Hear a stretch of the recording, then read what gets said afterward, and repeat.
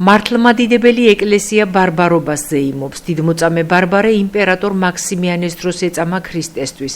წმინდანი ქალაქ ილიოპოლში ცხოვრობდა. იმპერატორ მარტიანეს ბრძანებით წმინდა ბარბარეს სასტიკად აწამეს, რის შემდეგადაც საკუთარმა მამამ მას თავი მოჰკვეთა. ამ დროს ციდან ელვის სახით ცეცხლი გადმოვიდა და დიოსკორე და მარტიანე დაიწვა. ბარბარეს წმინდა ნაწილები ასვენია კიევში, წმინდა ვლადიმერის სახელობის საკათედრო ტაძარში, ეკვდერის შუაში, შემაღლებულ ადგილას. მის წმინდა ნაწილებთან მრავალი სასწაულია დაკავშირებული. წმინდა ბარბარეს განსაკუთრებით ევედრებიან ყრმათა კურნებისთვის, შვილიერებისა და მოულოდნელი უზიარებელი სიკვდილისგან დაცვისთვის. ბარბარობის დღესასწაულთან დაკავშირებით სადღესასწაულო წირვა ყველა მოქმედ მართლმადიდებლურ ტაძარში აღევლინება.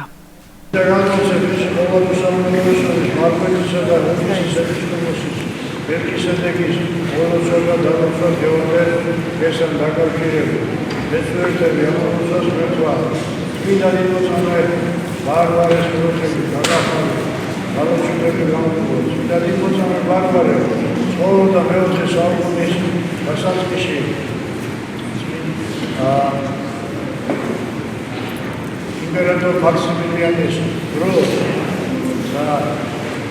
მოძახერენ გადმოცემით ისო ძალიან გამარჯვება და მისი მამა ცდილობდა რომ გარესამყაროს განმეორებლად ამეზარდა და ძალიან და გონიერი ადამიანი იყო და აკურთო ის მერე დარჩა მას მამა მება რომ ხალხში გასული და აფროს იცნობს ქრისტიანებს. ქრისტიან ხალხს, რომლებმაც მართლმადიდებლური სწავლება აუხსნეს და ბარბარეს ამის შემდეგ ის ხდება ფარული ქრისტიანი და ესეც მამამისი წასული იყო. იდეოლოგიური იყო წასული იყო და სხვაგან და აბანოს აშენებდნენ ეზოში და მზის და თვარის საპატივცემულოდ ორი სარკმლის გამოკვეთა ჰქონდა დაბარებული მუშებისათვის.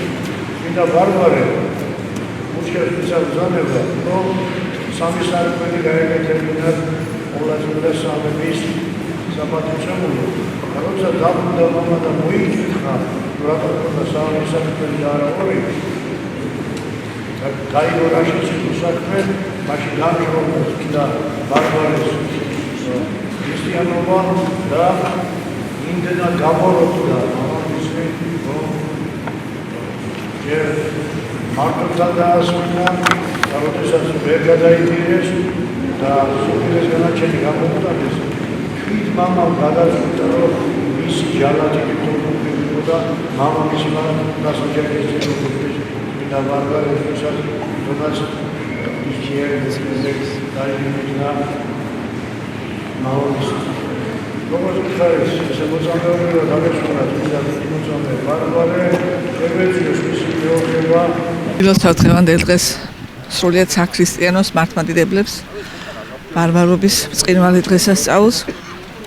როგორც იცით და ვიცით, ბარბარობა ეს ძირითადად ბარბარე წმინდა ბარბარე მფარველია პატარა ბავშვების შვილებს დაგილოცავთ, მომავალ თაობას დავროცავ, სრულიად სიმშვიდეს და ხორციელ სიმშვიდეს სიმრთელეს უსურვებ. სრულიად საქართველო იყოს დალოცვილი, გაბრწყინებული, მშვიდობა მისურვებია პირველ რიგში და უფლის მადლით გამთლიანება, გაბრწყინება ჩვენ სამშობლოს, ყველას გილოცავთ სიკეთეს, სიყვარულს, ბედნიერებას, მშვიდობას გისურვებთ. დღევანდელ დღეს წმინდა ბარბარეს შეგვეციოს, მოგმადლოს ჯანმრთელობა, ჯანსაღი ცხოვრება, მშვიდობა და ხალისი. არ მოგვაკლოს უფალმა. დღევანდელი ქვესადგური, რომლის მშენებლობის დასრულების ღონისძიებას აღნიშნავთ, რა თქმა უნდა, არ არის მხოლოდ ადგილობრივი მნიშვნელობის ენერგეტიკული ობიექტი და მისი დანიშნულება არ შემოიფარგლება მხოლოდ დასავლეთ საქართველოს არეალით. წყალტუბოს ქვესადგური უპირველესად არის საქართველოს სწრაფად განვითარებადი ელექტროენერგეტიკული სისტემის ახალი, ძალიან მნიშვნელოვანი რგოლი, რომელმაც თავისი განსაკუთრებული როლი უნდა შეასრულოს რეგიონული დანიშნულების ინფრასტრუქტურის გამტარიანობის, ასევე ჩვენი ქვეყნის ელექტროენერგიის სატრანზიტო და საექსპორტო პოტენციალის ზრდაში. ვაშენებ დამოუკიდებელ ღირსეულ ევროპულ სახელმწიფოს, რომელმაც თავისი ადგილი უნდა დაიმკვიდროს საერთაშორისო თანამეგობრობაში, ბევრ პრიორიტეტულ მიმართულებასთან ერთად გულისხმობთ მისი ენერგეტიკული პოტენციალის მაქსიმალურ გამოყენებასაც, რადგან საქართველოს ნამდვილად გააჩნია რესურსები, რომ სწორი პოლიტიკით და ჩვენი საზოგადოების თანადგომით არა მხოლოდ შექმნას ქვეყნის შიდა მოხმარებისთვის საჭირო ენერგეტიკული სიმძლავრეები, არამედ გახდეს სხვა ქვეყნების, მათ შორის ევროპის სახელმწიფოების საიმედო პარტნიორი ენერგეტიკული თანამშრომლობის თვალსაზრისითაც. რომელზეც პრემიერ-მინისტრი საუბრობდა 2030 წლისთვის ჩვენი დადგმული სიმძლავრე 10,000 მეგავატს უნდა აღწევდეს. ეს ნიშნავს, რომ სრულად უნდა უზრუნველყოთ ჩვენი ეკონომიკის ზრდის მაღალი ტემპები, ქვეყანა ასევე განავითარებს ახალ ენერგოტევად დარგებს, მათ შორის საინფორმაციო ტექნოლოგიების განვითარებისთვის საჭირო ინფრასტრუქტურას და გვექნება ელექტროენერგიის ექსპორტზე გატანის შესაძლებლობებიც. საკალათბურთო სუპერლიგის მე-9 ტურში ზესტაფონის მარგვეთი ტყიბულში 2-ს ეწვია. შეხვედრა სტუმრების გამარჯვებით დასრულდა.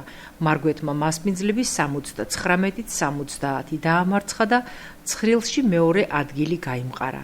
ეს ზესტაფონური გუნდის მე-6 გამარჯვებაა მე-9 მატჩში და ირაკლი ძიძიგურის გაწვრთნელი გუნდი მხოლოდ თბილისის სახელმწიფო უნივერსიტეტ სუპერლიგის ერთადერთ დაუმარცხებელ გუნდს ჩამორჩება. შეხვედრის გარდამტეხი მომენტი მეორე პერიოდში დაფიქსირდა, როცა თანაბრად მიმდინარე თამაში ზესტაფონელებმა შტურმი მოაწყვეს. 4 წუთიანი მონაკვეთი მარგვეთმა 2-ს 18-2 მოუგო, რითაც სოლიდური ლიდერობა მოიპოვა და ბოლომდე იოლად შეინარჩუნა. პირველი პერიოდი 18-18 დასრულდა. მეორეც თანაბრად დაიწყო და თითქოს არაფერი მოასწავებდა იმ ცალფარას, რაც მოედანზე გათამაშდა.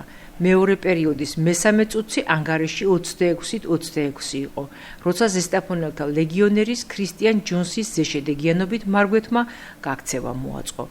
ზესტაფონელებს სწორედ ჯონსმა ულიდერა, რომელმაც შესაშური შედეგიანობით ესროლა. 7-დან 6 ორქულიანი, 3-დან 2 სამიანი და 3-დან 2 საჯარიმო.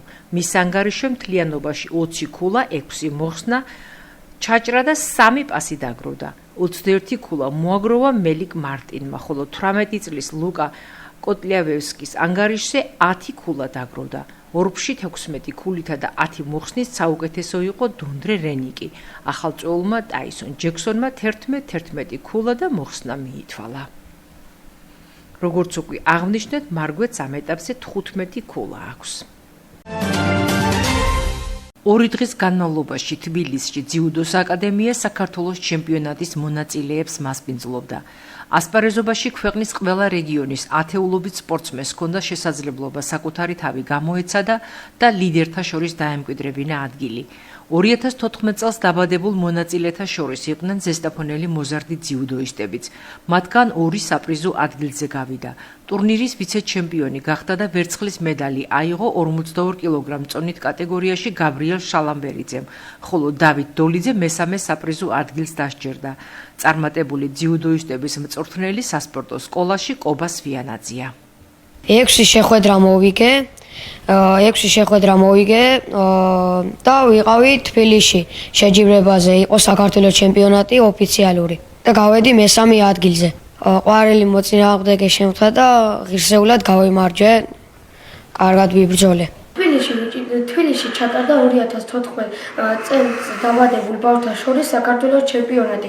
ვიჭიდავე 5 შეხვედრა, ხოლო 4 მოვიგე და ფინალი წავაგე და დავიკავე მეორე ადგილი. მინდა მადლობა გადაუხადო ჩემს ტრენერს კობა სვიანაძეს და ასევე მინდა მადლობა გადაუხადო სპორტ დარბაზის დირექტორს ზაზა მახათაძეს.